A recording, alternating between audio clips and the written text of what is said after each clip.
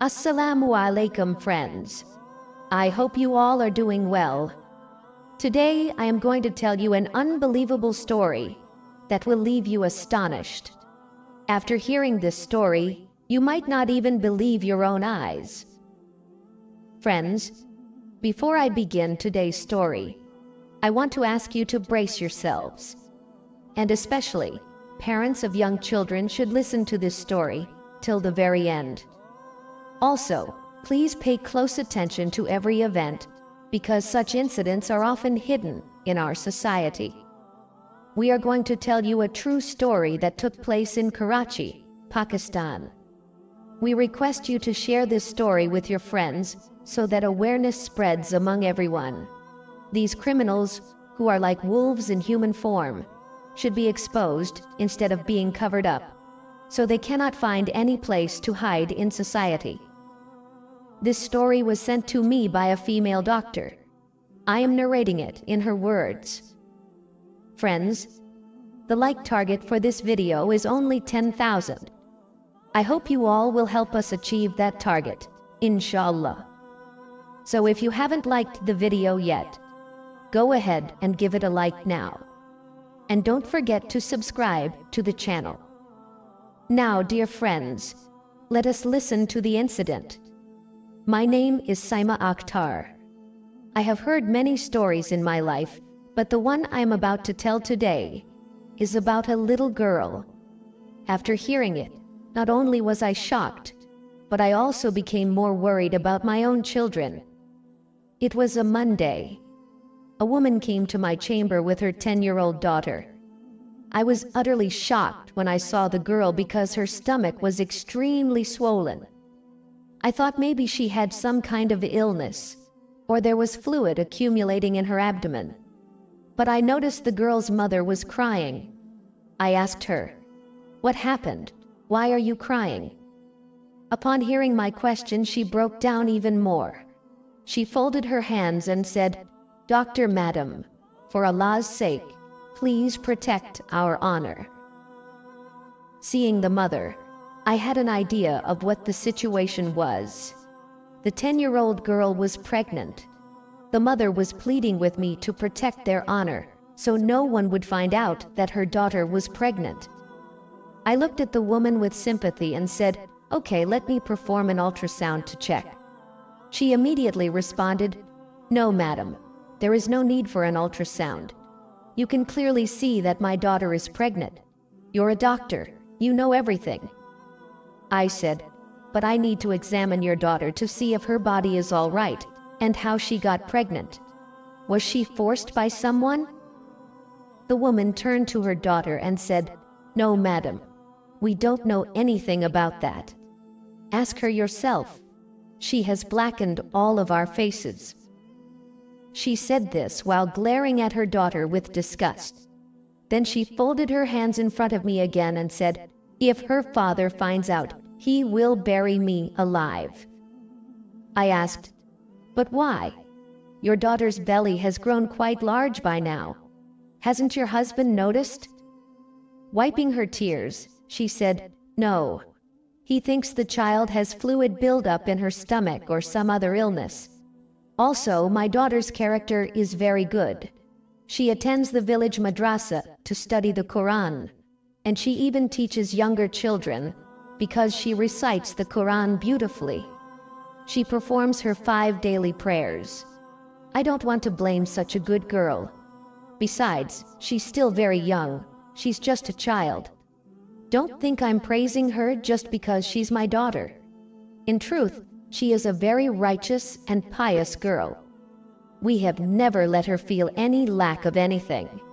Even the environment at her school is very good, and the students are given every facility."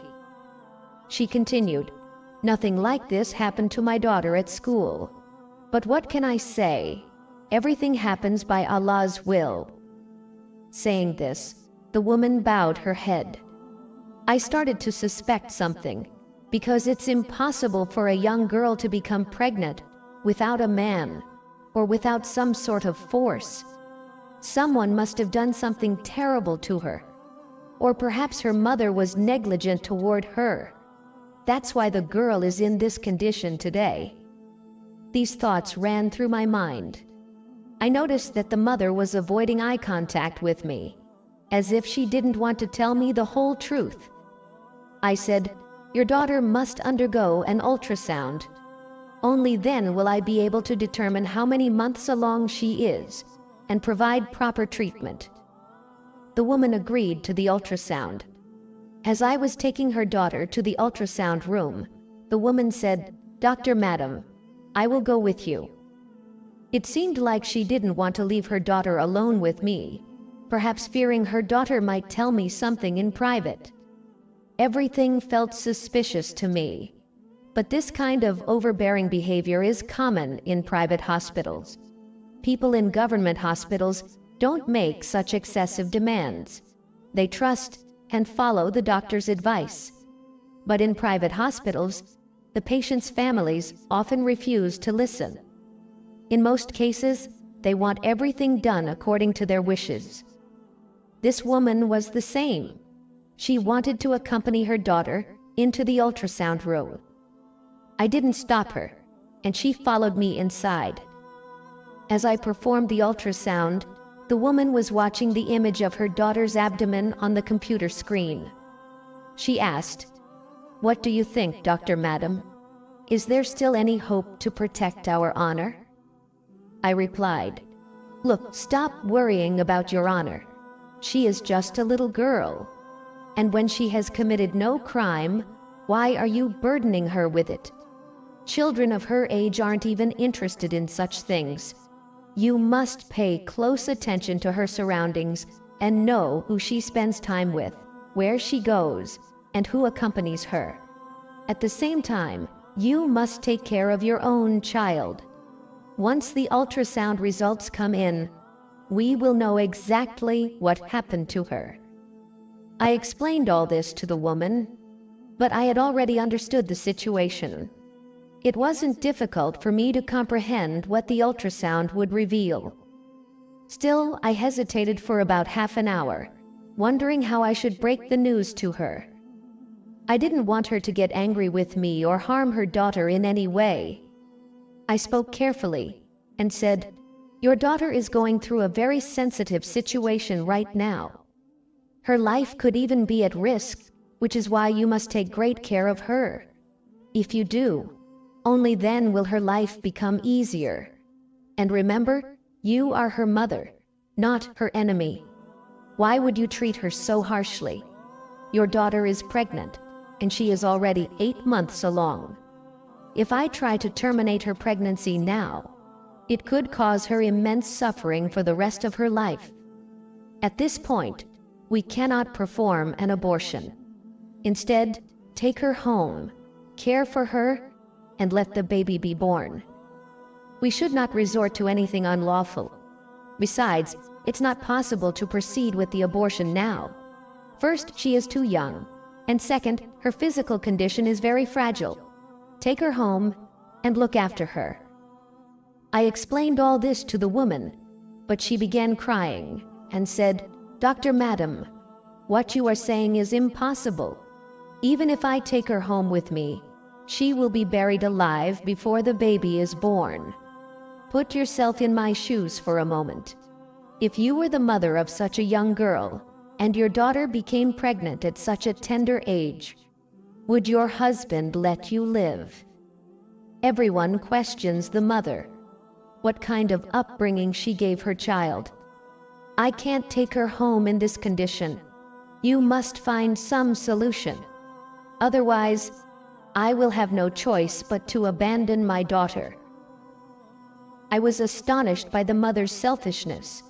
I said, "Where will you go after abandoning your daughter? Who else does she have besides you?"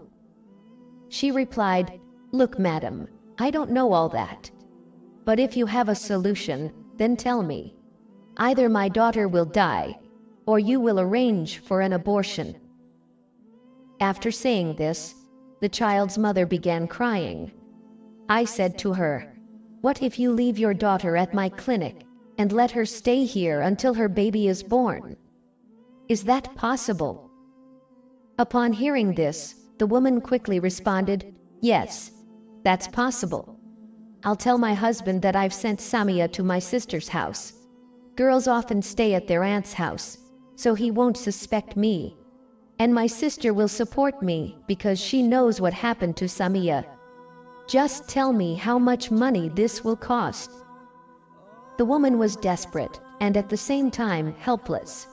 She was deeply worried about her daughter. I reassured her and comforted her by saying, "I don't need any money from you. I'm offering this solution because I feel for your little girl. Besides, no one stays at my clinic at night. I'm alone here. I'll take care of your daughter, and for the rest of the time, I'll take her to my home. If you can trust me, then leave her here." What else could the mother say? She had been distressed from the start. She said, "All right, I'm leaving her here." After she left, I asked Samia, "Sweetheart, do you go to school?" She told me everything. I suspected that maybe someone from the school, or perhaps the school bus driver, had done this to her. But that wasn't the case. The girl didn't mention anything like that. She wasn't even scared.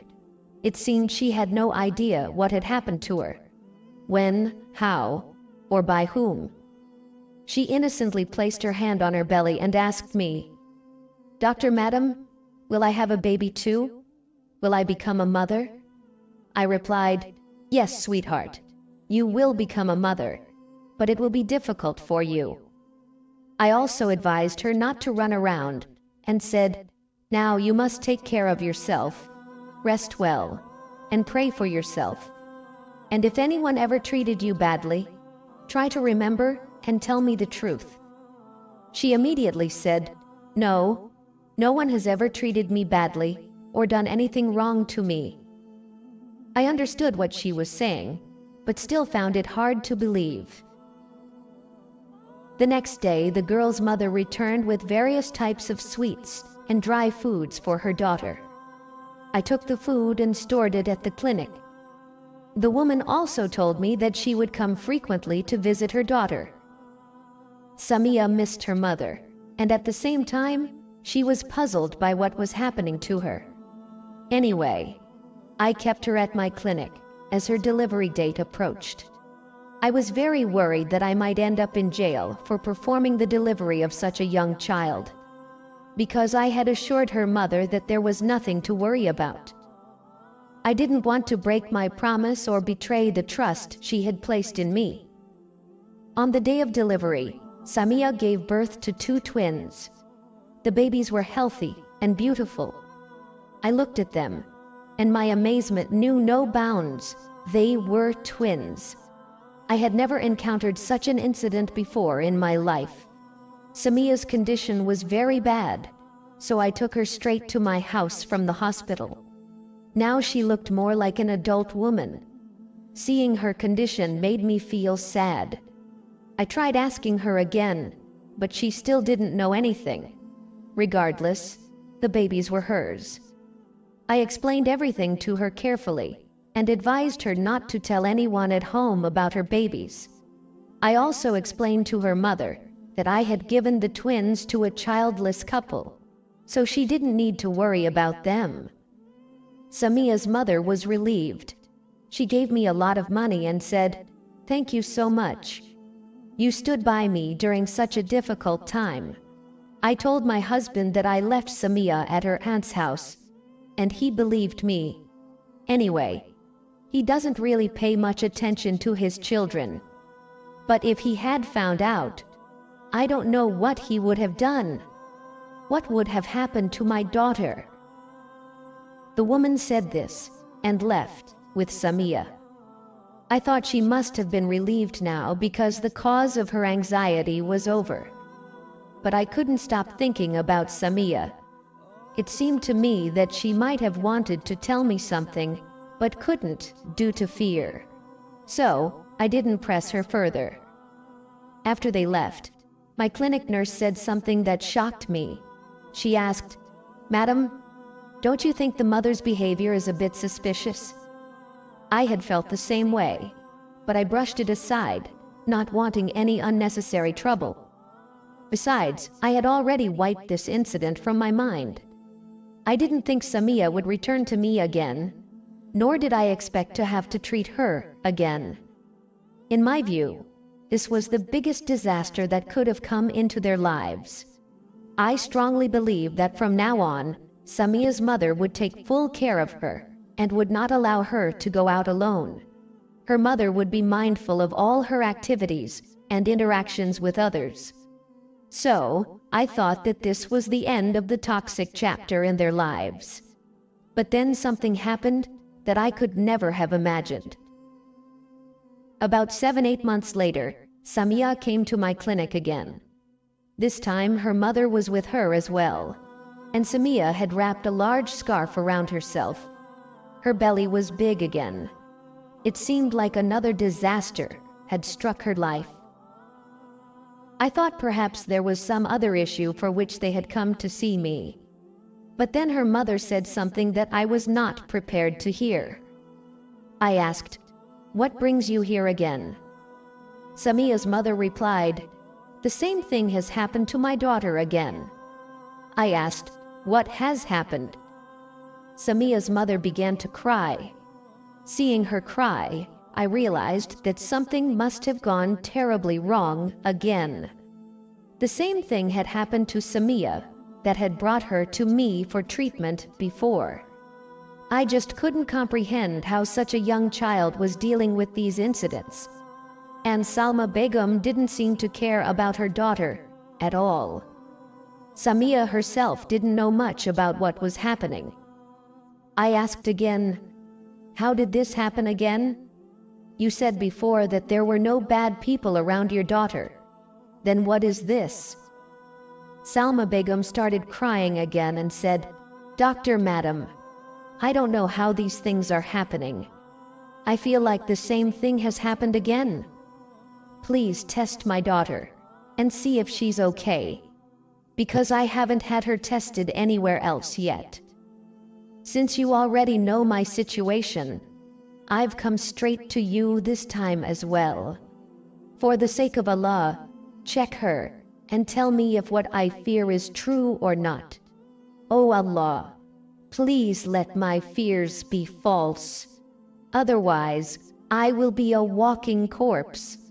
What excuse will I give her father this time? This time, a storm will come into my life that will destroy me completely." I said, "Don't make unnecessary assumptions. Let me do the checkup first. Don't think about anything until we get the test results." But when I glanced at the computer screen during the ultrasound, it felt like the ground beneath my feet had slipped away. I couldn't believe my eyes. I had never imagined that the same thing would happen to Samia again. I revealed the truth to Samia's mother, and she said, "Doctor, madam, please tell me this is all a lie. Tell me that none of this is true. I can swear on the Holy Quran that I truly don't know anyone who would harm my daughter like this.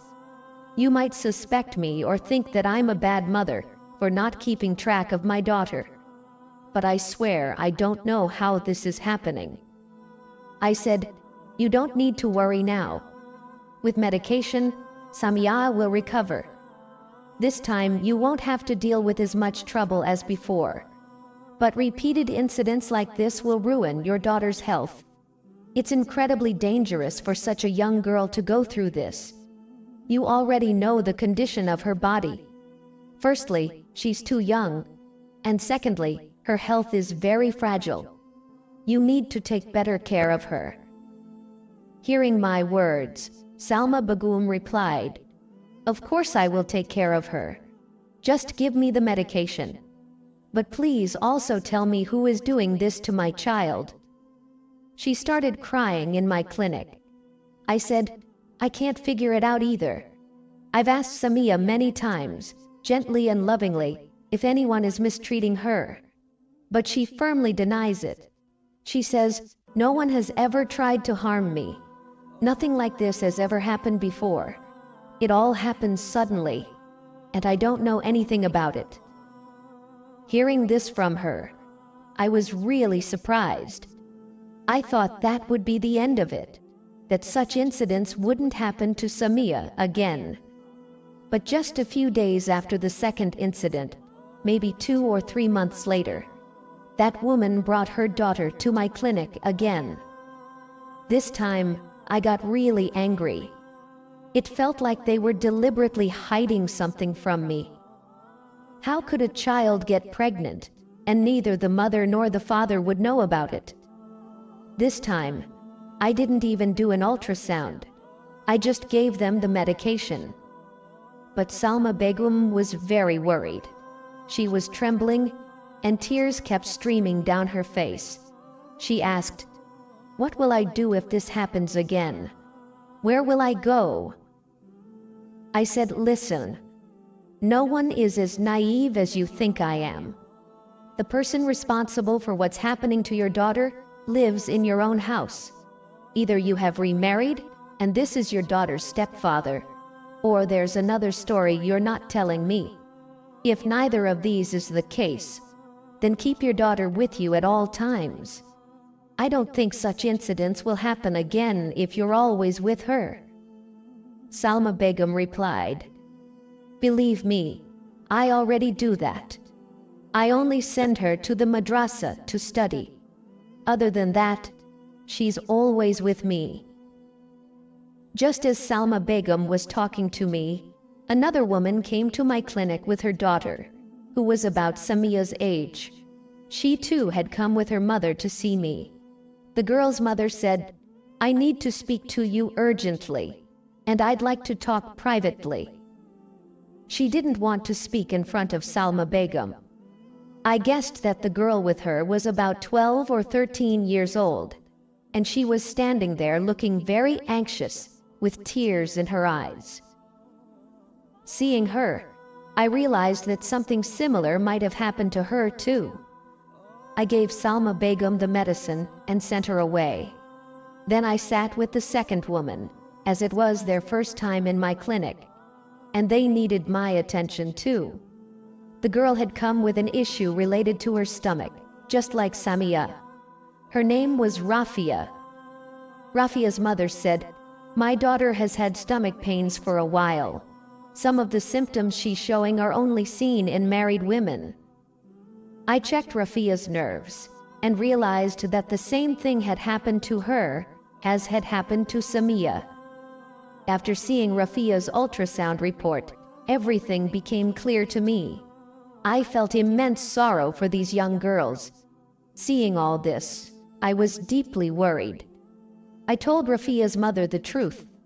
I said, "Your daughter is pregnant." Rafia's mother put her hands on her head and collapsed to the floor. She said, "I don't understand how this could happen." I told her about Samia as well, because it was important for mothers to be aware of these issues now. After this, I couldn't hold myself back any longer. I filed a police report on behalf of both of these young girls. I explained everything to the police. The police here aren't usually trustworthy, which is why people hesitate to report problems, especially delicate issues like these, where family reputations are at stake. When something happens to a wife or daughter, families often try to cover it up to avoid scandal. Luckily, this time the new officer was very good. He conducted thorough investigations into both cases. First, he had female officers go undercover at the girls' school to investigate. We found out that both girls lived in the same neighborhood and attended the same school. There were no suspicious findings at the school, but when the officer conducted an investigation in the neighborhood, a name came up that even the police were afraid to speak aloud. The officer feared for his own safety if he mentioned that person's name. It was someone whom the entire neighborhood would defend if the police took action against him. Yes, it was none other than the neighborhood mosque's imam, Maulvi Rahmat Bakshi. Here, I've mentioned the real name of the mosque's imam. Maulvi Rahmat Bakshi, had been the imam of the mosque for 10 years. He lived in a room adjacent to the mosque. He would always pray, fast, and constantly engage in the remembrance of Allah with a tasbih in his hand. No one was ready to suspect such a person, let alone arrest him. He used to teach all the children in the neighborhood how to recite the Quran without taking any compensation. The boys would recite the Quran in the mosque's veranda, while his wife taught the girls in a room behind a curtain. However, about 3 years ago, his wife left with their children. Maulvi Sahab told the villagers that he had kept silent out of fear of Allah all this time and always praised his immoral wife. But in reality, his wife was involved with other men, and she had run away with one of her lovers. After that, his reputation in the eyes of the villagers increased even more. If a child fell ill, the parents would take them to Maulvi Sahab for healing. The villagers would send him food from different households every day.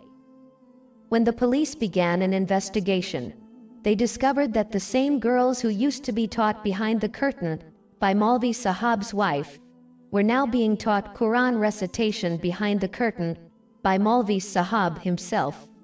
He would frequently offer the children something to eat. The police searched Maulvi Sahab's house with caution, and what they found was shocking. The man, who was known by everyone as a pious and God-fearing individual, had a large quantity of drugs hidden in his house.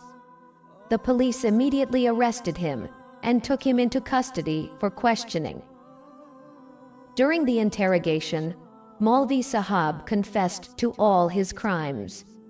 He admitted that he had been mixing drugs into chocolates and cold drinks to make the girls unconscious and satisfy his desires. Those innocent children had no idea that someone was turning their lives into hell. The parents, who had always regarded Maulvi Sahab as pious and righteous, realized that he was actually a devil in disguise. Later, it was also revealed that Maulvi Sahab's wife was actually a pure and righteous woman. One day, she caught him committing indecent acts with one of the students. When she confronted him, Maulvi Sahab himself beat her and threw her and their children out of the house in the middle of the night. Astaghfirullah. Friends, my only request to all of you is to always keep a close eye on your children. Sometimes, the people we trust blindly are the very ones who harm us. And when it comes to your children, never fully trust anyone else. May Allah protect us from such devilish people, disguised as humans. Ameen.